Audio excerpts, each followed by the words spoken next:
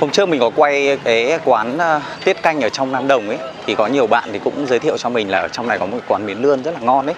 Thì hôm nay mình sẽ ghé thăm cái quán miến lươn này để mình sẽ giới thiệu cho các bạn xem. Khi mà mình tham khảo ấy, mình cũng thấy rất nhiều người nói cái quán miến lươn này ăn rất là ngon luôn ấy. Với lại ở chỗ này là chúng ta đang đứng nhá, ở trong ngã ba của chợ Nam Đồng. Nếu mà đi qua cái bên này là chúng ta sẽ đến cái quán tiết canh mà hôm trước mình quay ấy. Hình như cái quán tiết canh này nó nằm ở ngay phía bên kia thôi. Những ngày thời tiết có phần bất ổn, lúc mưa, lúc nắng, chợt nghĩ tới bát miến lươn thơm phức mà cảm thấy người nôn nao đến lạ. Đây là cái quán miến lươn bên này các bạn. Trong clip này, Hà Nội Food sẽ cùng các bạn khám phá một quán miến lươn khá nổi tiếng mà đã có thâm niên bán hàng từ rất lâu năm ở Hà Nội. Nói đến khu tập thể Nam Đồng, người xưa không ai không biết đây là một khu tập thể quân đội lớn nhất nhì Hà Nội, với mục đích ban đầu là làm nhà ở cho các gia đình sĩ quan cao cấp trong thời chiến.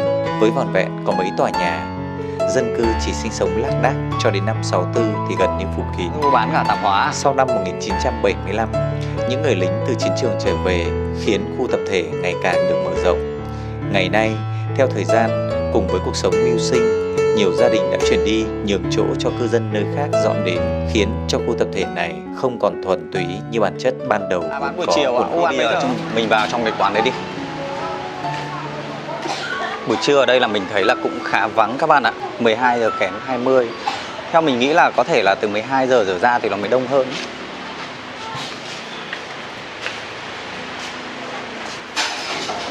Chị ơi, chị cho em một bát lươn mềm với cả một bát lươn giòn nhé. Vâng.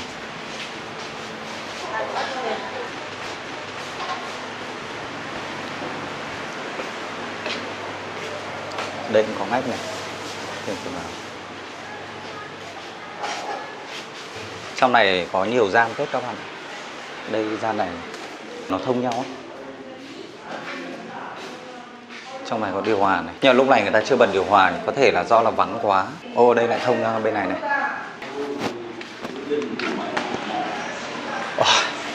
Vào đây mát lắm các bạn ạ. Đây trong này cũng có gian này. Mình ngồi đây đi.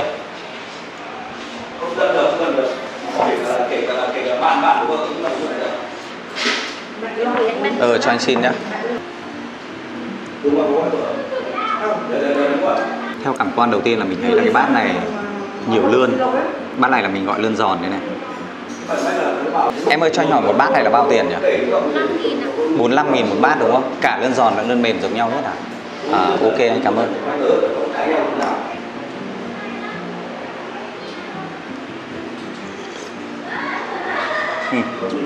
Nước rất là ngọt luôn.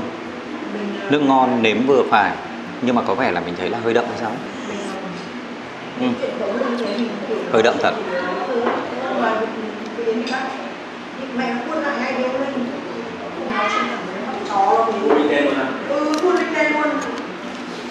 Lươn rất là giòn.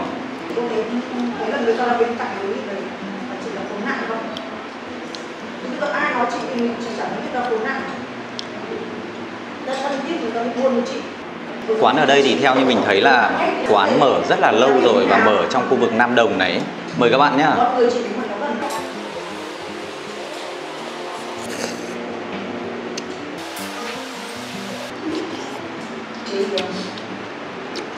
Ăn miến có độ dai vừa các bạn nhé. Ở đây có thêm măng chua này.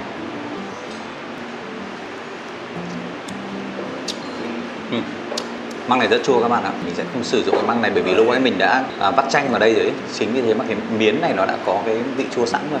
Lươn ở đây thì chúng ta thấy là nó hơi trắng hơn, màu nó hơi sáng hơn một chút so với cả những cái hàng lươn thông thường khác này. Ăn rất là giòn.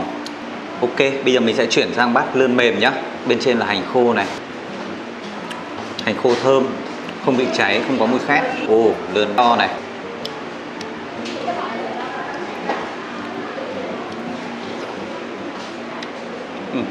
Lươn đấy được cái là ăn nó mềm và nó hơi có cái độ dai ấy, ăn cảm giác tươi, nó không bị bở ấy. Hôm nay là chủ đích là mình đến đây mình sẽ ăn cái lươn giòn này, còn lươn mềm này là mình sẽ thử thêm review thêm để cho các bạn nào mà thích ăn lươn mềm ý, thì các bạn biết được cái hương vị của nó như thế nào. Mình rất là thích cái lươn giòn ở đây này, bởi vì là ăn nó rất là giòn luôn, ngoài ra nó có cái độ thơm này.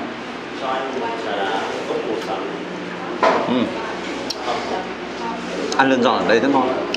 Phía bên ngoài nó hơi có bột ấy, lúc mà nhai vào ấy thì cái phần bột ở phía bên ngoài nó tan ra, mình cảm nhận rõ luôn cái vị bột của nó.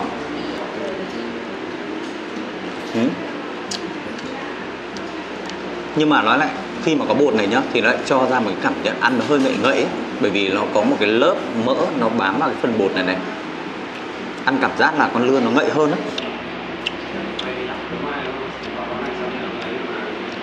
Ở trong cái ngõ này các bạn ạ, ngoài miến lươn ra ấy, mình thấy là còn có một số hàng quán khác ấy. Khi mà vào đây thì các bạn còn cảm nhận được nó như là một cái khu ẩm thực ấy. Bên phía bên kia như là có bún chả hay sao. Ngoài ra cái cô quán nước này thì bán cháo này. Bên cạnh hình như là cũng có hàng quán khác, nhưng mà lúc đấy vào mình cũng không để ý lắm. Nhưng mà nhìn vào trong cảm giác nó như là một khu ẩm thực của khu này ấy.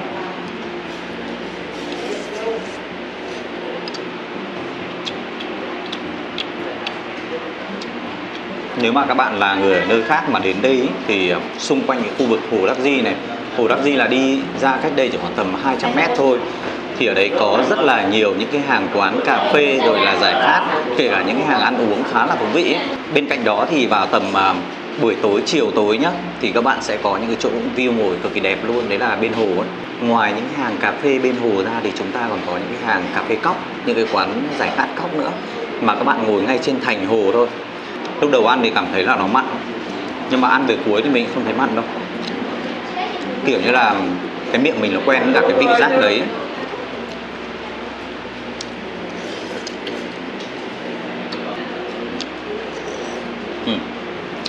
Hút nước không thấy mặn. Em ơi, đây có trà đá hả? Cho anh trà đá nhé. Ở đây có cái menu này, đồ uống nước chanh, nước quất, nước mơ, nước me, các loại nước. Cái ở đây người ta lại không để giá vào trong này, hai bên đều giống nhau này. Theo như mình thấy thì miến ở đây ăn ngon, mình đánh giá chung là tổng hợp lại là ngon. Những cái ưu điểm của cái món miến ở đây mình thấy là thứ nhất là về lươn nhá, lươn đấy ăn rất là ngon, đối với cả lươn cứng này, ăn giòn thơm. Anh xin, cái này mấy nghìn nhỉ em nhỉ? 3.000 ạ, ok. Còn đối với cả lươn mềm ấy mình thấy là khá là to. Lươn mềm thì nó không bị nát mà nó có cái độ dai. Sợi miến ở đây mình ăn mình cũng thấy nó không bị cứng, ăn đến cuối thì nó cũng không bị bở các bạn nhé. Còn về nhược điểm ấy mình nghĩ là đối với cả một số bạn, miến ở đây bị đậm nếu như mà các bạn ăn nhạt. Còn một cái nữa đấy là về giá thì mình nghĩ là cái mức giá thì cũng khá cao đối với cả một cái mức giá trung bình của cái món miến lươn ấy. Chị mở được 26 năm rồi. Đầu tiên là chị thuê. Vâng. Thuê ông bà ở đây, trước là mình ngồi ở cái nhà ấy. Dạ. Thế hai ông bà 100 tuổi rồi mất rồi thì lại để lại cái nhà này cho chị. Thế à? Thế là 20 mấy năm nhà mình hoạt động như thế chắc là cũng có nhiều cái thăng trầm trong cái việc kinh doanh của chị đúng không? Xưa mình cứ ngồi ở ngoài ấy. Vâng. Nó khổ lắm. Thế ạ? Chắc tầm hầm nhưng mà thôi thì mình cũng yêu nghề. Dạ. Bao nhiêu năm rồi mình nghĩ là nếu mà mình yêu nghề mà mình tận tâm với công việc ấy thì mình sẽ thành công. Qua 20 mấy năm hoạt động đấy là từ thời bà hay là chị bắt đầu luôn tại thời điểm đấy luôn? Chị bắt đầu luôn. Chị học xong lấy chồng là ra là mình kiểu con nhỏ ấy, mà cái này là bộ đội. Dạ vâng. Mình bảo thôi không làm nhà nước mà mình bán hàng ăn. Thế ạ. Người chị trộn lẫn. Của chị sao? Ăn giòn không miến. Rồi bà thì chắc cũng phải 20-30 năm. Cộng thêm nữa. Đấy, mình về mình làm dâu ấy thì mình học của bà. Vâng. Em thấy ở đây nhà mình có cả túi lươn này, là chị bán lươn riêng à? Chị bán lươn mang về đấy. Thế ạ. Thế là cái túi này nửa cân đúng không? Nửa cân. Cái này là bao nhiêu tiền ạ? Là 600. 600.000. 600.000. 1.200.000 một cân. Vâng. Lúc em ăn thì em thấy là nó tan ra, nó hơi có cái chút bột ở phía bên ngoài ấy. Mình phải là một chút vẩy một chút thôi để cho giữ cái hình của con lươn. Thế ạ. Đấy là nó làm tạo cái độ giòn cho lươn nhiều hơn đúng không? Vâng. Em ăn thì em lại thấy nó cũng có cái ưu điểm là nó làm cho cái con lươn nó ngậy hơn. Đúng rồi, nó bùi và nó ngậy. Vâng, 600.000 một nửa cân. Thế là 1 cân là 1,2 triệu. Tiền là bán miến, xong về sau là mọi người thích mang lươn đi nước ngoài ấy, đi các nước. Lươn này chỉ đi các nước đấy. Vâng. Anh Pháp, Mỹ, các kiểu. Em thấy chị không để thương hiệu nhỉ? Thế mà chị không để thương hiệu. Đây là mình phục vụ ở trong nước thì mình không có mác và mình không hút chân không.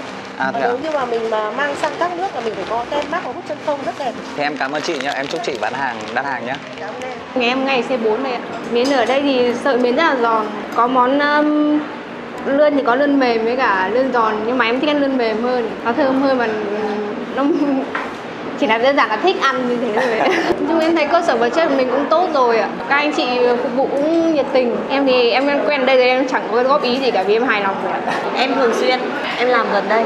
Em ăn miến lươn nước.